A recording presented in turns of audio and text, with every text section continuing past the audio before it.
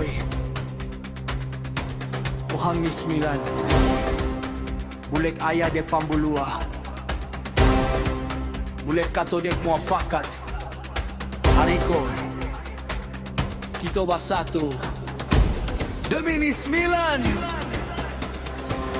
Kita jago Ni 9 tanah pusako adat di Payuang Marua dijago dari Jelebu sampai Kalinggi sama-sama kita baiki negeri jangan berpecah sesama kita sampai hilang arah tuju bersatu hati bersatu niat demi agama bangsa dan rakyat Syarat dijunjung adat dipakai Warisan bonda jangan bercerai Kalau muafakat jadi pegangan Insya Allah kukuh masa depan Ayo bangun, ayo bersatu Tinggalkan sengketa nan lalu Hariko kita buktikan kasih sayang lebih utama. Bismillah kita jago Bersatu hati, bersatu langkah. Bismillah kita jago Rakyat didahulu, negeri dibela. Bismillah kita jago Adab dijunjung, maruah dipelihara. Bismillah kita jago Maju bersama selama-lamanya. Anak muda kini basuh aroma hukam peluang untuk wak berjaya Bukan sekadar janji mani tapi usaha nan boleh dipilih Ilmu diperkasa peluang dibuka usahawan muda diberi ruang Supaya ekonomi terus berkembang Bandar maju, kampung membangun, teknologi jalan sairing Budaya dijago, identiti dipelihara Supaya ni 9 bertambah megah Yo, Hariko bukan masuk bahasa lisi Hariko masuk satukan hati Kita jago adat, kita jago maruah Kita jago keluarga, kita jago rakyat Kita jago belia, kita jago masa depan Tak kira tua, tak kira muda Kalau hati dah bersatu Tak adonan mustahil untuk lagi tuju Biar dunia tengok Ni 9 boleh, biar semua tahu Kita mampu Ayo bangun, ayo maju, kita jago tanah pusako. Negeri nan aman, lahir dek penyatuan, kerajaan nan stabil. Bawa keyakinan rakyat nan bersatu membina harapan. Hari esok bermula dengan langkah Hariko.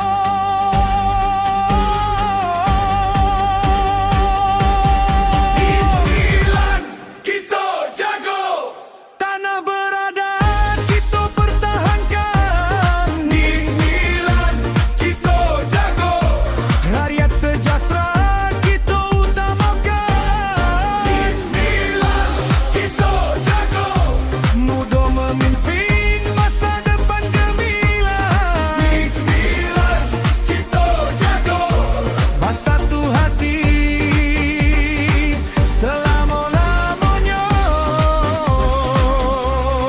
Bismillah kita jago Kita jago. Bismillah kita jago Kita jago. Bismillah kita jago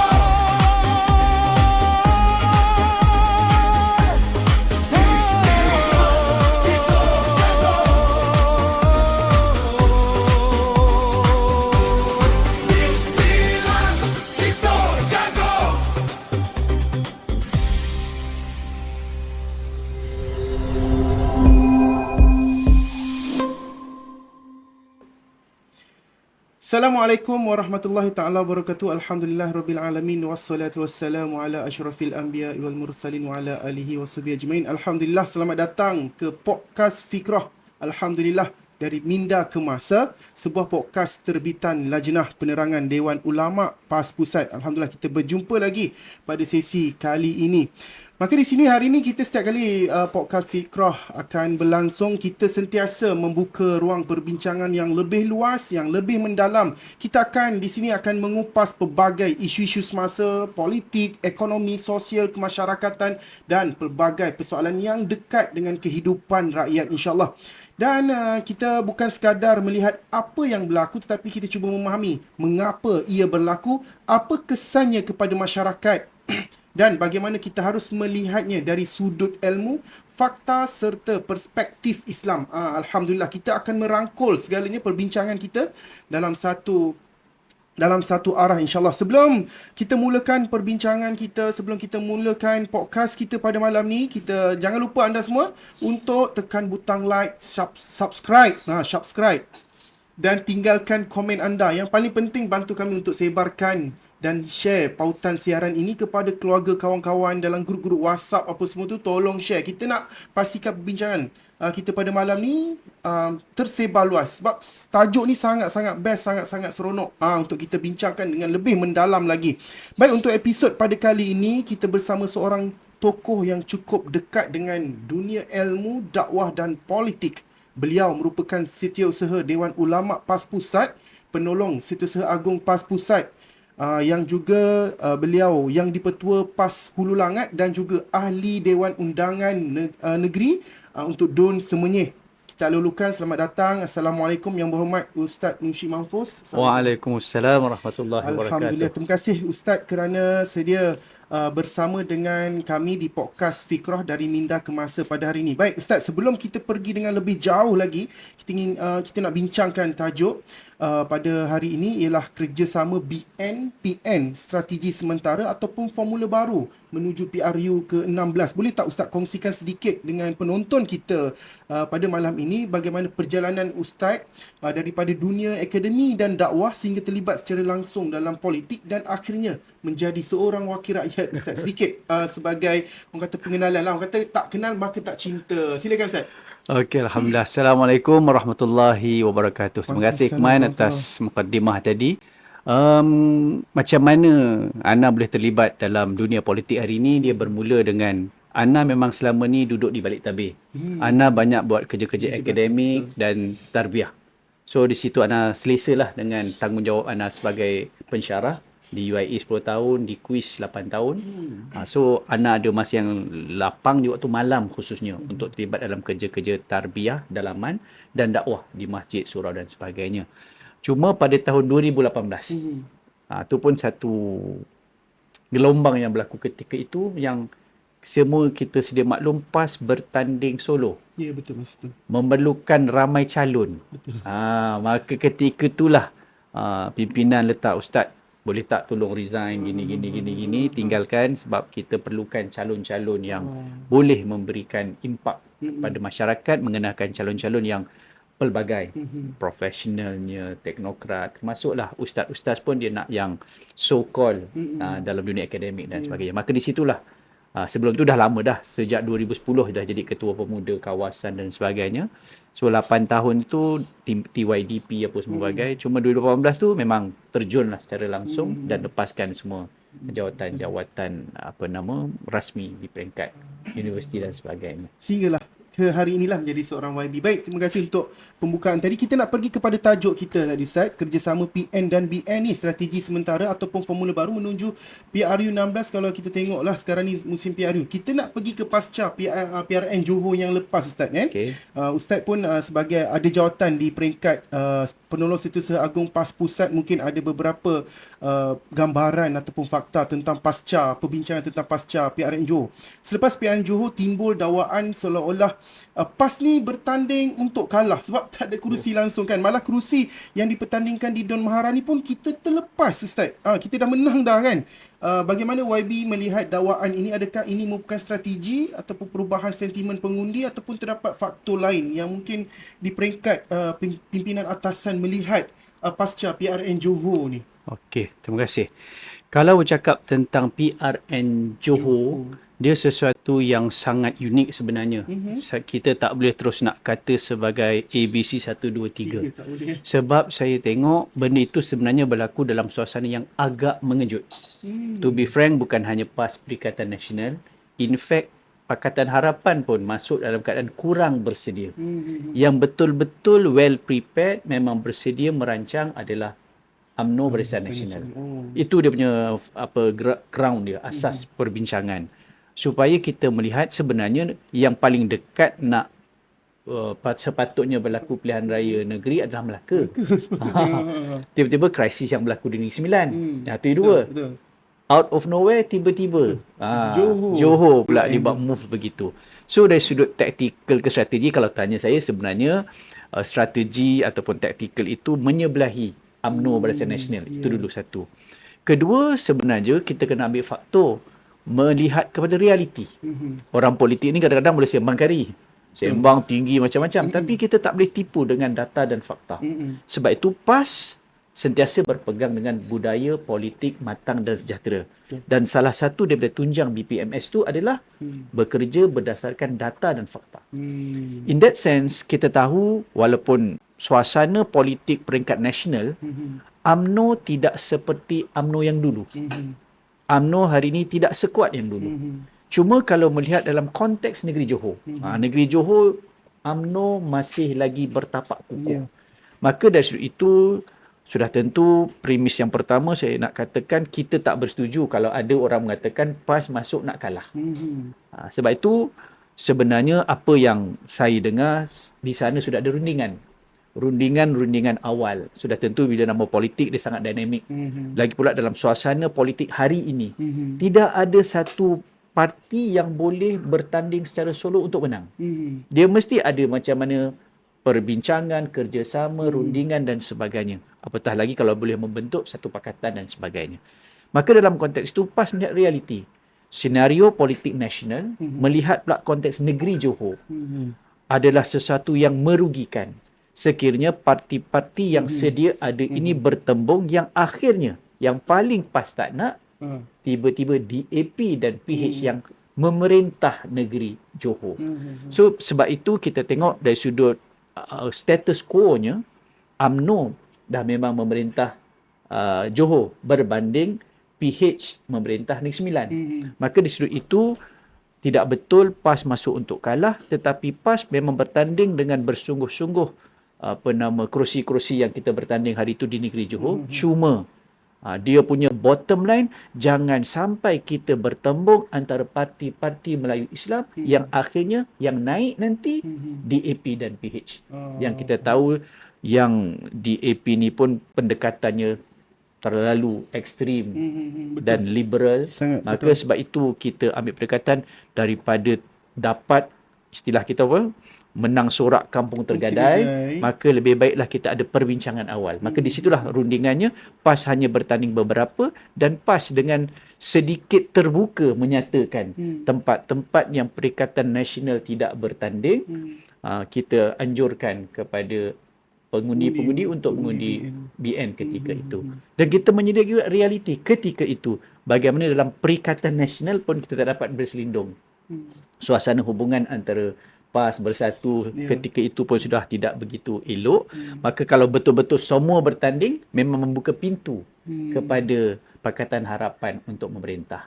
Maka itulah kot jawapan yang boleh Hana berikan untuk menggambarkan kita bukan masuk untuk kalah. Sebab itu kita fight yang nampak macam Maharani contoh tadi sebut kan. Maharani kalau kita tengok demografi pun sebenarnya tidak menyebelahi kita. Sebenarnya masa sebelum ni. Ya. Cuma disebabkan ketika PRN yang lepas kita turun secara beramai-ramai, memang all out ketika itu, alhamdulillah Maharani berpihak kepada kita. Maka itulah antara bendanya. Yang tengok Simpang Jeram pun akhirnya terlepas juga kepada PH. Sebab nampak di situ PAS pun masih betul-betul nak memenangkan saudara Awang dan juga BN pun mengenakan Dato' Azman. Maka di situ akhirnya menang. Itulah contoh paling mudah. Kalau bertembung betul-betul, memang akhirnya akan memihak kepada PH DAP.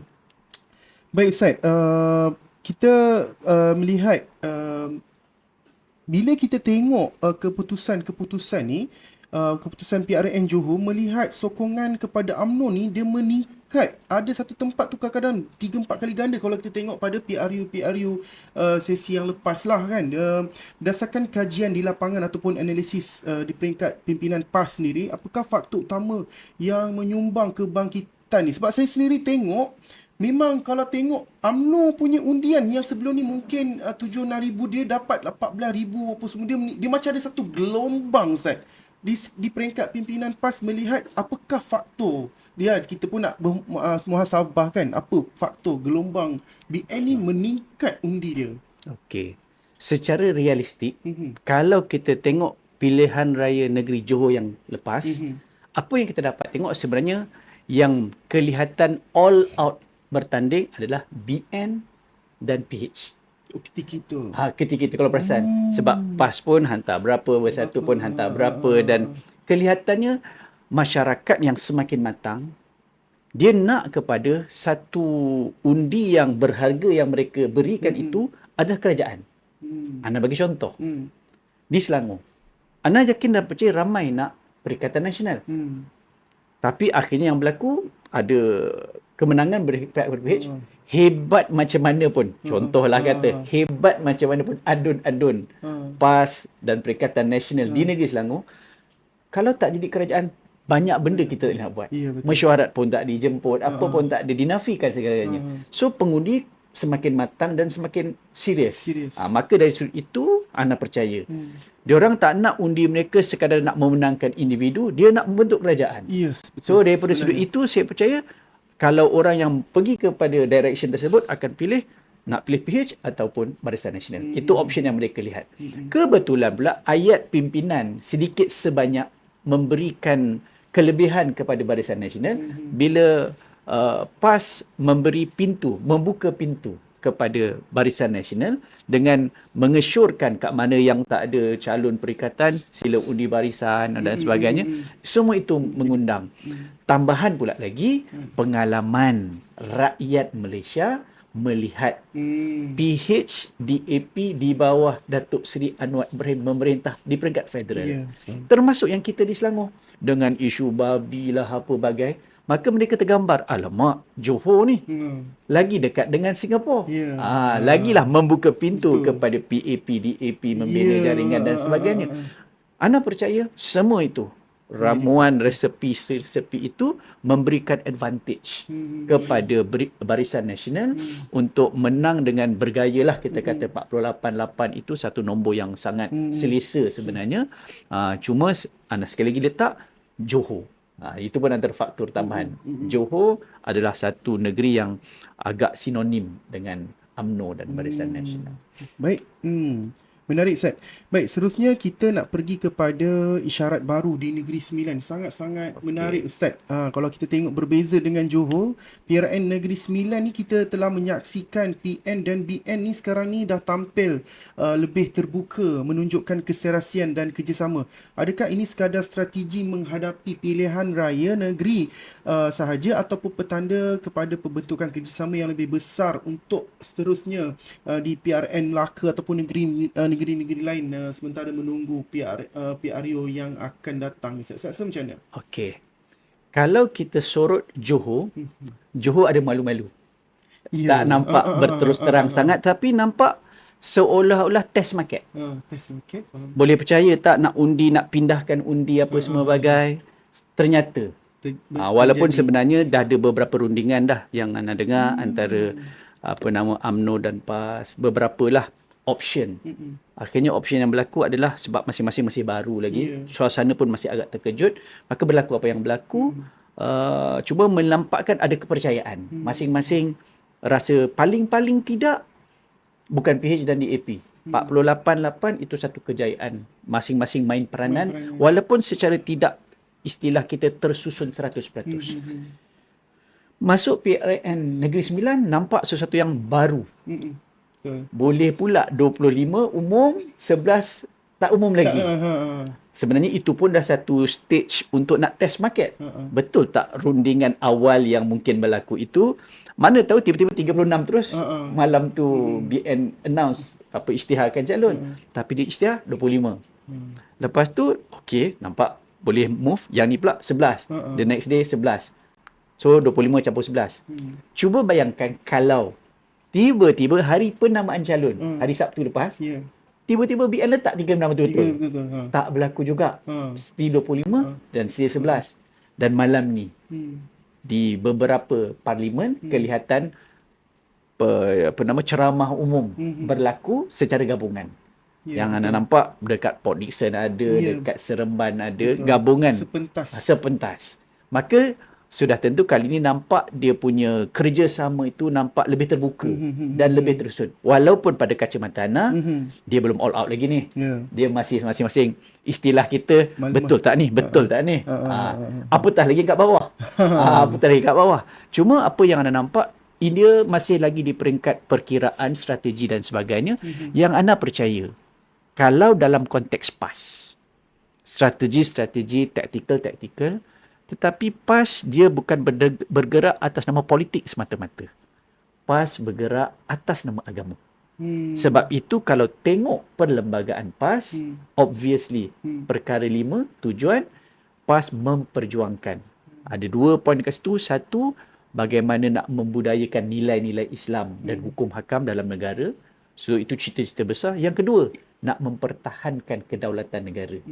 So ini benda yang asas yang tidak boleh tidak. Kita kena ingat 15-11 hari itu bukan sebab Alfonso de Albuquerque, Bukan. bukan Lopez de Esquerra, Ya. apatah lagi di AP, Ya. tetapi sebab Melayu berpecah. Ya, betul. Yang akhirnya membuka pintu kepada Belanda 1641, British 1824, Ya. Ada Jepun, sejarah whatnot. dia. Sebab Melayu berpecah. Ya. Masa tu Maka anda percaya Tok Guru Presiden, melihat. dia bukan hanya bercakap soal Putrajaya. Dia bercakap tentang amanah kepimpinan. Nak tak nak selamatkan Malaysia, orang Islam Melayu kena bersatu dulu. Walaupun sakit. Walaupun sakit. Mesti akan ada yang terkorban, ada yang ragu-ragu dan sebagainya. Tapi itu jiwa pemimpin. Maka berpaksikan kepada perintah agama, wa'tasimu bihablillahi jami'a wa la tafarraqu. Lebih menarik ujung tu. Wadhkuru ni'matallahi alaikum idh kuntum a'da'an fa'allafa bainakum. Nak kata dulu kamu pernah bergaduh, tapi mudah-mudahan jangan kekalkan terus bergaduh, satukan balik. Bila kamu bergaduh, memang akan lemah dan jatuh.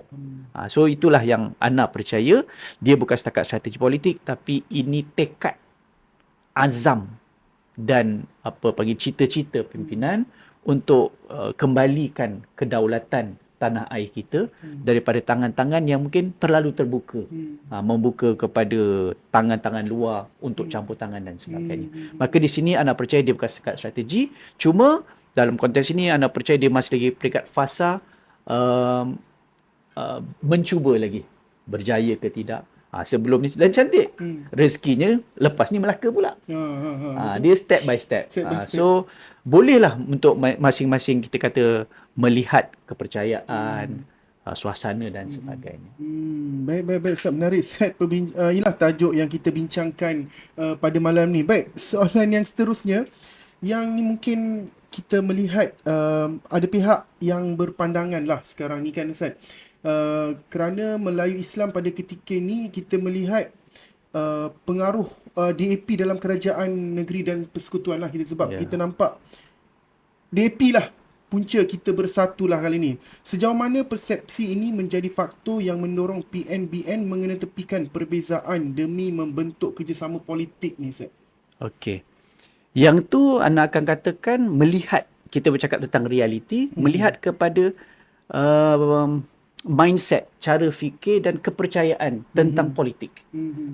Minta maaf sebut, walaupun kita ada banyak parti politik Melayu, Islam dan sebagainya, tetapi dia berbalik kepada ideologi, akidah perjuangan masing-masing. PAS dan UMNO banyak titik persamaan. Kalau biasa orang ajuk, lagu masing-masing pun mula dengan bersatu. Bersatulah, betul. Bersatu, kita bersatu ini, bersatulah. Itu pun dah menggambarkan. Inilah azam tekad orang Melayu dan Islam. Sebab itu bila sebut tentang Melayu Islam ni, Ana percaya Melayu ni memang sangat sinonim dengan Islam. Contoh, Ana biasa sebut kat cikgu-cikgu pasti ataupun perasmian program pasti, Kan biasa kita kata peranan ibu bapa. Ha. Perasan tak? Bahasa Melayu panggil ibu bapa. Kenapa tak bapa, Bapa ibu? ibu. Kenapa ibu dulu? Sebab dalam Islam letakkan 3 kali ibu, baru bapa. Itu sebagai contoh. Nak katakan betapa dekatnya Melayu dengan Islam ni. Apatah lagi pepatah, pantun dan sebagainya, memang sebenarnya sangat selari dengan didikan agama. Maka dari sudut itu, walaupun kita tahu UMNO ini lahirnya pada zaman ketika bagaimana kita tengok peranan British apa dan sebagainya, era kemerdekaan. Tapi kita tengok fasa-fasa itu lagi-lagi zaman kita pernah, sebab katakanlah hubungan antara PAS dan UMNO ni bukan baru. Ya, betul. Dah lama dah. Sejak merdeka. Sejak Sebelum awal merdeka. sampailah 70-an, masuklah kepada fasa yang kalau kita punya yang agak dekat, Pemuafakat Nasional 2019. Benda-benda tu yang menggambarkan sebenarnya tak mustahil dan boleh sangat.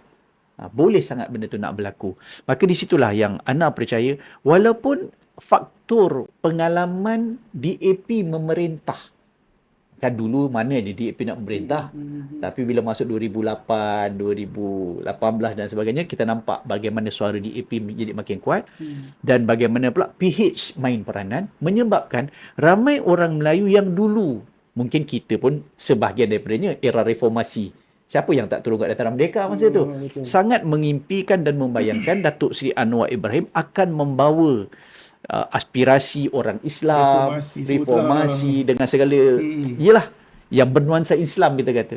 Tapi ternyata bila yang naik, walaupun Perdana Menterinya adalah Anwar bin Ibrahim, yang dominan dan berkuasa adalah DAP. Dan DAP dia tidak sorok-sorok. DAP terang-terang membawa satu demi satu dasar-dasar yang mereka perjuangkan selama ini, menyebabkan ramai orang Melayu, orang Islam tersentak. Alamak, ingatkan dulu orang cakap benda ni persepsi. It's real. On top of that, bukan cakap tentang rasis, orang Cina pun semakin menzahirkan penolakan mereka. Bermula daripada Sabah, Johor. Dan kita tak tahu, tuan-tuan Negeri Sembilan ni memberikan jawapan yang hampir sama. Yang bukan Melayu, bukan Islam pun turut menolak sebab rasa tak selesa. Sebab Malaysia ini sudah ada jati diri dia. Dia sudah ada budayanya, menghormati antara satu sama lain. Tapi bila kita tengok 2018, pertembungan itu macam semakin tajam. Satu demi satu. Sampai ke peringkat tuanku pun. Mereka berani nak bersuara sebegitu rupa. Maka perkara-perkara inilah yang banyak membuka mata dan kita sebagai sebuah gerakan Islam sentiasa berpaksikan kepada ajaran agama, something must be done. Maka di situlah yang Ana percaya pimpinan melihat walaupun UMNO ada hiccups here and there, ada, dan dia tidak sekuat dulu, kita kena sedar juga perkara itu, tapi kita melihat ini antara pintu yang ada. Sebab itu PAS tidak pernah menyebut soal penyatuan ummah ni hanya dalam konteks politik PAS dan UMNO, tetapi semua sekali, termasuk yang bukan Islam yang tidak ekstrim. Sebab itu Ana percaya apa yang hasrat pimpinan kita adalah kita kena semua bersatu padu untuk kembalikan maruah tanah air kita dan raja-raja kita untuk sama-sama kita bangunkan Malaysia yang lebih sejahtera. Baik. Ustaz, okay, menarik untuk faktor penyatuan PN dan BN tadi tu. Okay, kita cakap kita bersatu ni Ustaz sebab kerana DAP tau. Sebab kita sangat-sangat rasa terancam. Betul dah, Melayu Islam memang terancam. Kita rasa banyak isu. Bukan kita rasa, alhamdulillah, tuanku sultan-sultan Melayu pun menyuara, berani bersuara. Tak pernah macam sultan bersuara, macam masuk politik pula lah kata. Nama pun sebut nama direct pula. Tita tu Ustaz. Okay, menyebabkan kita semua bersatu ni Ustaz. So kalau kata kita dah berjaya selepas ni, kita dah dapat mengurangkan pengaruh DAP at least, ataupun kita dah dapat singkirkan DAP daripada politik Malaysia ni, apakah jaminan bahawa hubungan PN dan BN ini mampu bertahan untuk jangka masa yang panjang, ataupun adakah persaingan antara PAS UMNO ni akan kembali selepas objektif ni tercapai Ustaz? Kita kenal UMNO tu macam mana, kita kenal PAS pun macam mana kan. So bila kita dah tak ada apa-apa anasir-anasir yang memberi tekanan, kita mungkin akan bergaduh balik ke Ustaz? Nombor satu, Tak ada siapa yang boleh bagi jaminan. Betul. Lagi pula dengan orang politik. Minta maaf sebut, orang jadi sangat sensitif Sensitif. untuk percaya kepada orang politik. Dan itulah kenapa kita berada dalam dunia politik. Orang kata kotor-kotor, awak yang ustaz pun terpaksa duduk dalam dunia politik sebab kita bercita-cita nak memperbetulkan balik persepsi masyarakat terhadap politik. Politik itu sepatutnya tidak kotor. Sebab Nabi pun berpolitik. Betul. Tetapi orang politiklah sebenarnya yang mengotorkan sistem politik itu sendiri.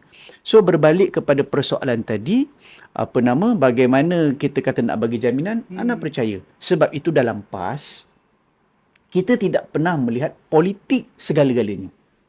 Okey. Sebab itu penubuhan PAS sebagai sebuah parti pun asasnya adalah dakwah.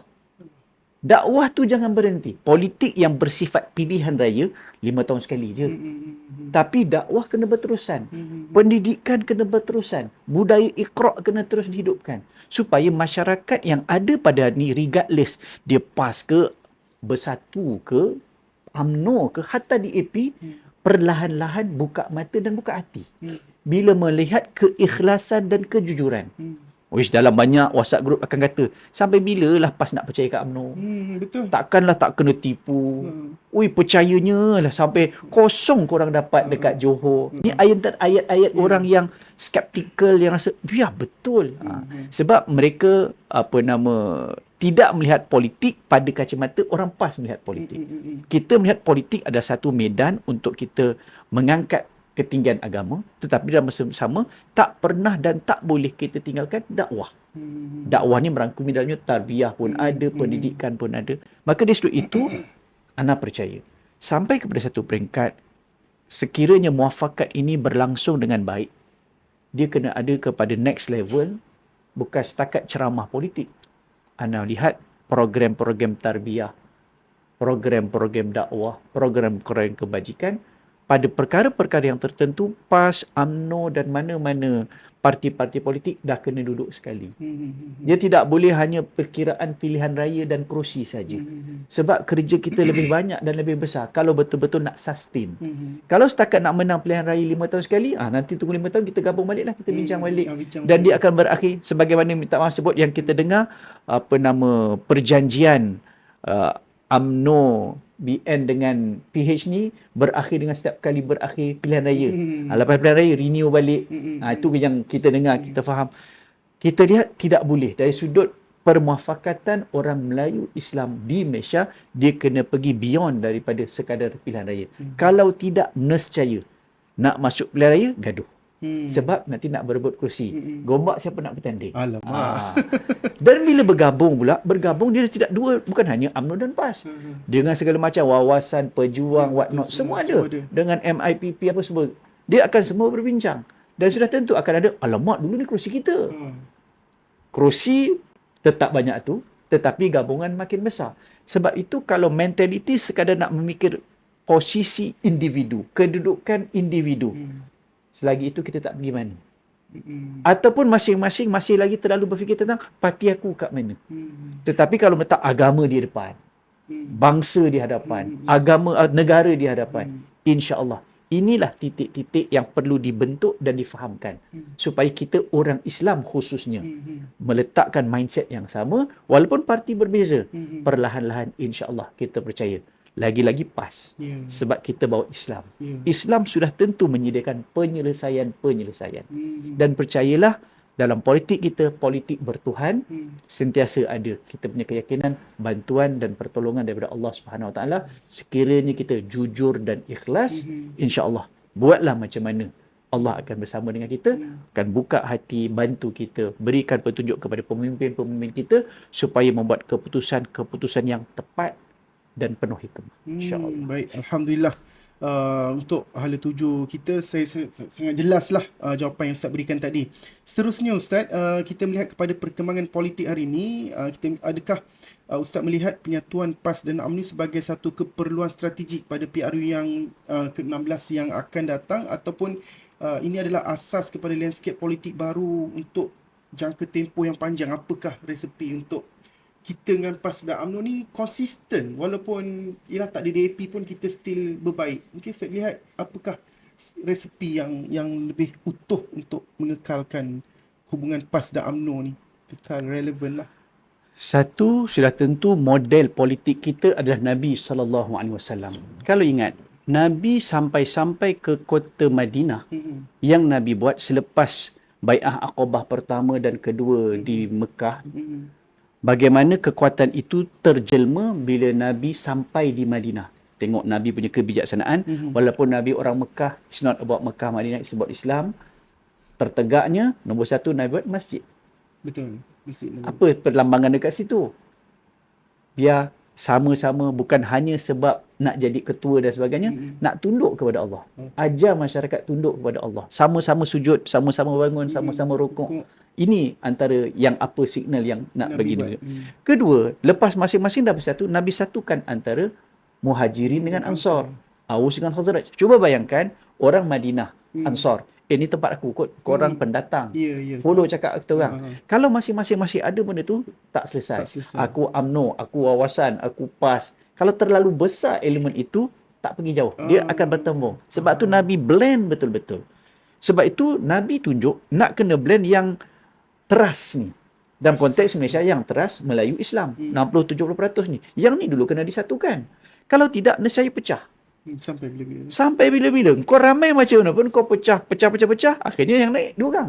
Dua orang solid. Sebab itu saya teringat satu kajian yang dibuat oleh Cheryl Bennett.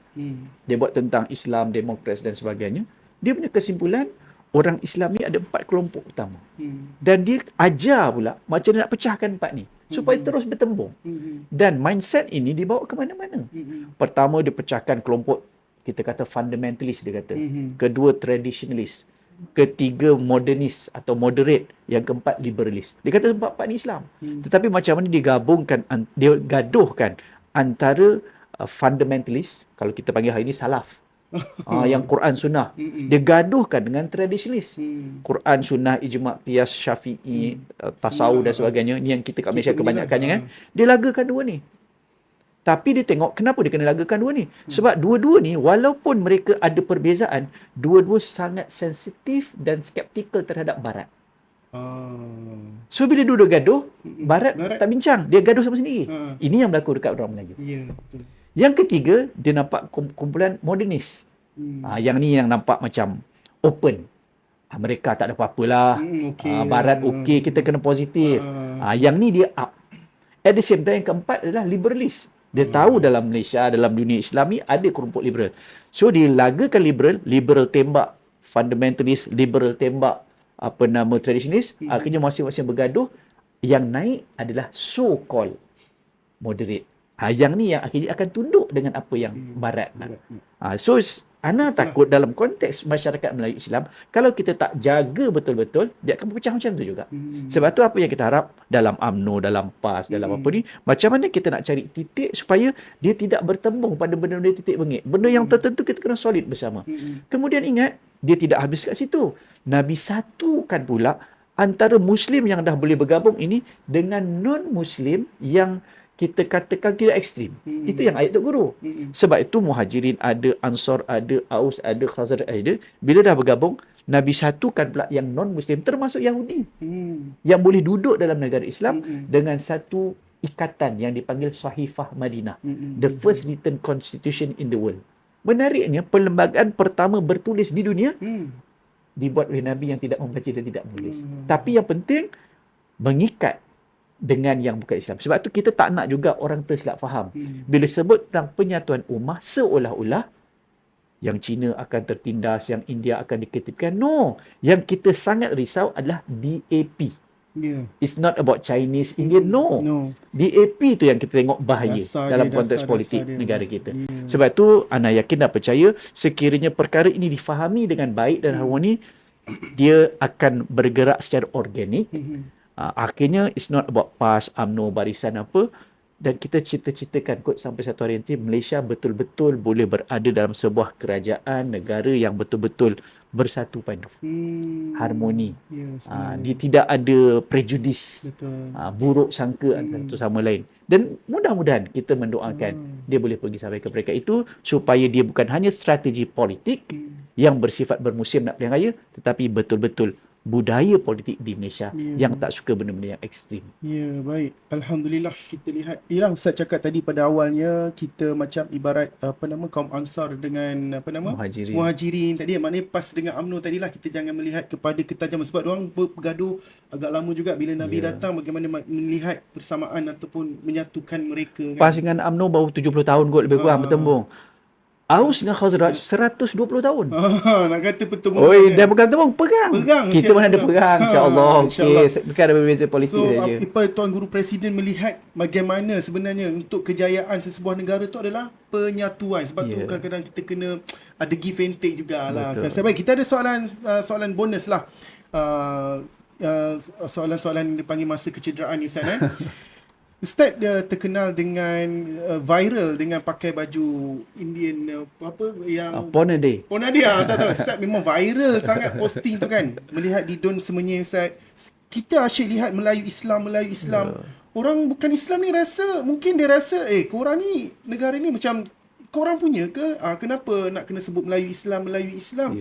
Bagaimana Ustaz? Boleh tak cakap mungkin ada orang Chinese Indian yang tengok live ni, sebenarnya bila Melayu Islam ni apakah keuntungan, apa kelebihan yang dapat daripada mereka dan kenapa kena cakap Melayu Islam je? Kenapa tak cakap Malaysia macam mana DAP cakap, macam mana diorang kempen lah Ustaz? Okey. Nombor satu, bila sebut Ponade dan sebagainya, that's why sebenarnya kalau cakap tentang politik, siapa nak lawan PAS, tengok Quran. Siapa nak lawan PAS, tengok hadis. Siapa nak lawan PAS, tengok sirah Nabi. Sebab PAS dia akan balik ke situ. Itu dia punya guideline ataupun framework bekerja. So, itu sipir dia. Cuma ingat, bila tengok Quran, tengok hadis, jangan tengok secara literal saja. Dia perkara yang sangat mendalam bagaimana kita nak menterjemah dalam bentuk realiti. Maka dari sudut itulah kalau sebut tadi tentang lah Ustaz, kenapa Ustaz sampai pakai macam tu? Sebenarnya tak ada isu pun. As long kita faham hukum agama. Contoh, pakai Ponade bukan hukum agama dalam agama Hindu. Dia hanya budaya. Yang Bangi tu pakai tu, Wabi Bangi kan dia delete posting dia pakai tu juga. Dia yang sebenarnya yang tak boleh pakai nanda. Nanda bagi orang Islam jangan, haram. Boleh jadi syirik. Sebab tu kita kena tahu yang mana budaya, yang mana agama. Sebab tu dalam konteks itu sebenarnya yang tak boleh kalau kita ikut upacara keagamaan. Yang tu jangan. Tu yang kita kata pakai nanda lah, ikut pergi acara pecahkan kelapa. Jangan. Kalau dia melibatkan elemen ritual agama. Kalau setakat itu, istilah kita bagi orang Cina, orang India, pakai sampin, takkanlah jadi rosak akidah dia. Pakai songkok, tak ada masalah apa pun. Itu budaya. So dari sudut itulah sebenarnya kita tengok antara cabaran dalam konteks Malaysia, ada watak-watak yang tak faham agama dan budaya yang menyebabkan tiba-tiba jadi panas. Sebab itu bila berlaku, contoh yang Ana pakai baju Ponade tu. Ponade nama dia, okey. Ponade. Orang India, orang Cina, hatta orang DAP pun kontak saya. Orang DAP kata, YB, you tak ada masalah apa YB, I kenal you, you pun tak ada. Sebab dia yes, PKR ultimate kontak saya. Kawan-kawan PAN pun kontak. Kawan PAN dia lain sikit cocok. Dia kata apa? Ustaz tu lah siapa suruh selepas. Kalau dia amanah, tak ada orang nak komplain. Sebab kita memang progresif. Tak, kata-kata PAS memang dah lama progresif. Ramai support Ya, sebab yang mana faham. Tetapi yang mana terperangkap. Sebab bila kita tengok balik komen-komen, kita nak gelak pun ada. Sebab diorang sebenarnya marah bila kita condemn contoh PMX pakai nanda. Yang tu sebab dia tak faham antara yang tu memang tak boleh. Masuk upacara agama tak boleh. Tapi kalau budaya tak ada masalah. Tu je sebenarnya isunya. So berbalik kepada itu, itulah antara benda yang kita rasa sedih, dan Tok Guru berulang kali menzahirkan kerisauan tentang permainan isu ataupun sentimen Islamofobia. Inilah watak ataupun persepsi naratif yang dimainkan supaya orang takut kepada PAS. Orang takut kepada Islam. Akhirnya yang ditunjukkan watak Taliban. Ni kita dekat sini ni. Ana bagi contoh. Ana duduk kat Taman Seri Gombak. Fasa 4. Ana duduk. Masa Ana jadi lecturer UAA. Ana start dengan Pemuda Gombak. Zaman tu Ustaz Asbullah KP. Ana masa tu. Okay. Cuma ceritanya, Ana punya rumah tu, Ana sewa dengan Cina. Cina tu sayang kat Ana. Sayang Ustaz, you belilah rumah I jual kat you murah-murah. Berapa anti? 170 ke 175. Anti mahal lah. Oh. Saya kata sebab kita tahu rumah dekat sini 90 masa dia beli. Lepas tu dia kata, Ustaz you tak dengar ke? Kenapa? Itu batu cave. Kenapa batu cave? Ismail Kamus mau tutup. Masa tu almarhum Ustaz Ismail Kamus adalah adun Gombastia. Persepsi yang dimainkan ketika itu batu cave nak kena tutup. Ustaz Ismail Kamus nak tutup. Kan jahat benda tu. Rupanya dia punya justifikasinya adalah nak naikkan harga rumah. Daripada 90 naik sampai 205 rumah sebelah Ana. 205 kata, yang tu yang akhirnya menjadi asbab anda pindah ke Bangi. Sebab dengan harga yang sama anda boleh beli rumah yang lebih besar lagi. Tu antara faktor anda nak gambarkan bagaimana permainan persepsi ini sangat jahat untuk kepentingan-kepentingan tertentu. Yang lebih malang dan sedih, Islam dijadikan alat. Ya, betul. Dan sebab tu nak sebut, bila sebut tentang Islamofobia what not, dia bukan hanya berlaku di sini dan bukan hanya di AP. Dia bermula daripada barat. Sebab tu 2001 kalau perasan September 11 berlaku World Trade Center tu. Nak burukkan wajah Islam. Tak berlaku orang jadi kesian kat Islam. Makin ramai orang nak kena Islam dan masuk Islam. Yang tu yang Cheryl Burnett keluarkan buku yang tentang pecahkan umat Islam berempat. So anda nak gambarkan, jangan takut. Orang Melayu, orang Islam bila dia bersatu sebenarnya dia menguntungkan semua agama dan bangsa lain. Dia tidak akan berlaku penindasan kalau penyatuan itu berpaksikan kepada agama. Tapi kalau penyatuan itu hanya berpaksikan kepada bangsa, nasionalisme, dia boleh jadi akhirnya berlakulah penindasan kepada mana-mana agama dan bangsa lain. Sebab tu kita percaya penyatuan ummah ni biar betul-betul berpaksikan kepada landasan agama. Sebab dengan cara landasannya adalah agama, agama Islam tidak membenarkan mana-mana pihak menzalimi orang Cina, India ataupun mana-mana agama. Yang itu yang ditunjukkan oleh Nabi, Khulafa Ar-Rashidin dan pemimpin-pemimpin Islam yang terdahulu. Dan kita nak kembalikan itu supaya semua dapat hidup dengan harmoni, adil dan saksama. Baik, Ustaz. Kita pun melihat ketajaman kat situlah. Ya, kadang-kadang kita nak menarik undi yang bukan Islam lah. Kan? Baik, Ustaz. Kita pun nak ke penghujung rancangan yang terakhir sekali, Ustaz. Sebagai kata-kata ataupun pesanan terakhir untuk penonton dan pendengar kita supaya mereka semua dapat memahami mesej yang kita nak disampaikan oleh PAS melalui tindakan-tindakan politik yang kita telah buat. Mungkin dilihat tidak popular tetapi sangat penting dalam penyatuan ummah dan survival kos-kos Melayu Islam. Ustaz, mungkin Ustaz boleh terangkan kepada penonton kita, Ustaz. Silakan.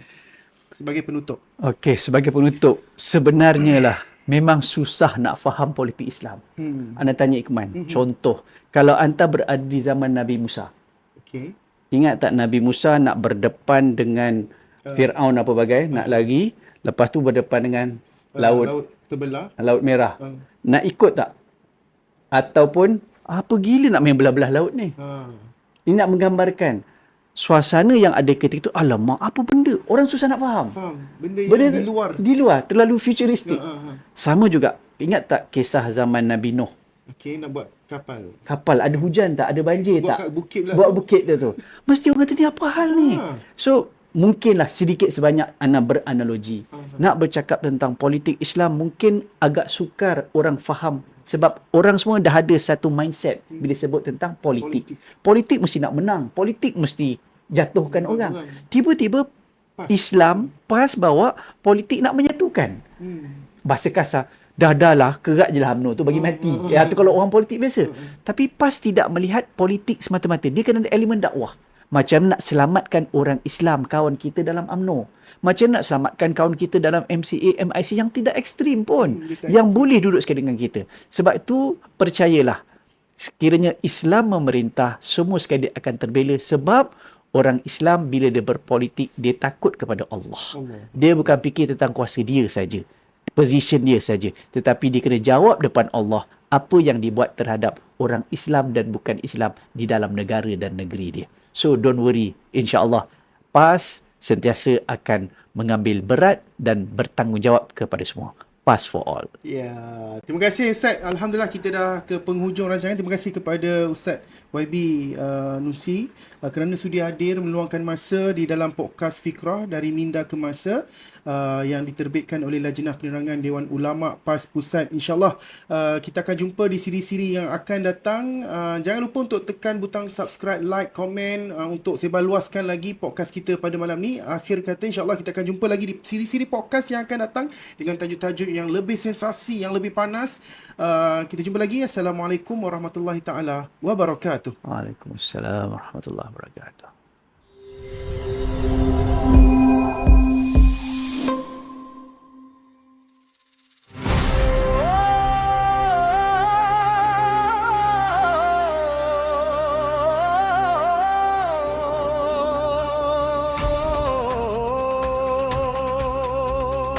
Hoi, Ohang ni 9 Bulek ayah dia pambulua, bulek kato dia muafakat. Hariko kita bersatu demi ni 9. Kita jago ni 9 tanah pusako, adat di Payuang Marua dijago. Dari Jelebu sampai Kalinggi, sama-sama kita baiki negeri. Jangan berpecah sesama kita sampai hilang arah tuju. Bersatu hati, bersatu niat demi agama, bangsa dan rakyat. Syarat dijunjung, adat dipakai, warisan bonda jangan bercerai. Kalau muafakat jadi pegangan, insya-Allah kukuh masa depan. Ayo bangun, ayo bersatu, tinggalkan sengketa nan lalu. Hariko kita buktikan kasih sayang lebih utama. Bismillah kita jago, bersatu hati, bersatu langkah. Bismillah kita jago, rakyat didahulu, negeri dibela. Bismillah kita jago, adab dijunjung, maruah dipelihara. Bismillah kita jago, maju bersama selama-lamanya. Anak muda kini basuh aroma, hukam peluang untuk wak berjaya. Bukan sekadar janji mani, tapi usaha nan boleh dipilih. Ilmu diperkasa, peluang dibuka, usahawan muda diberi ruang supaya ekonomi terus berkembang. Bandar maju, kampung membangun, teknologi jalan seiring, budaya dijago, identiti dipelihara supaya ni 9 bertambah megah. Yo, Hariko bukan masuk bahasa lisi, Hariko masuk satukan hati. Kita jago adat, kita jago maruah, kita jago keluarga, kita jago rakyat, kita jago belia, kita jago masa depan. Tak kira tua, tak kira muda, kalau hati dah bersatu, tak adonan mustahil untuk dituju. Biar dunia tengok, ni 9 boleh, biar semua tahu kita mampu. Ayo bangun, ayo maju, kita jago tanah pusako. Negeri nan aman, lahir dek penyatuan, kerajaan nan stabil. Bawa keyakinan rakyat nan bersatu, membina harapan hari esok.